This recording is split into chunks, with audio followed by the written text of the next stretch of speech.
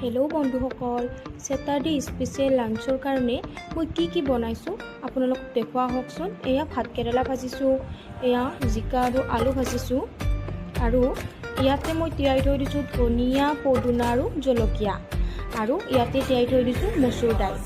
ইয়াতে মচুৰ দাইল তিয়াই থৈ দিছোঁ। মচুৰ দাইল, ধনিয়া, পদিনা আৰু জলকীয়া মই মিক্সিত বটি লৈ এয়া মই বৰ বনাই লৈছোঁ। খাবলৈ ভাল লাগে, টেষ্টি হয়, আপোনালোকেও ট্ৰাই কৰিব পাৰে। আৰু এয়া মোৰ জিকা আৰু আলু ভাজি ৰেডি হৈ গ'ল। আজি শনিবাৰ, আচলতে আমি নিৰামিষ খাওঁ। আৰু এয়া ভাতকেৰেলা ভাজি, সেইকাৰণে চিম্পুলকৈয়ে বনাইছোঁ লাঞ্চটো।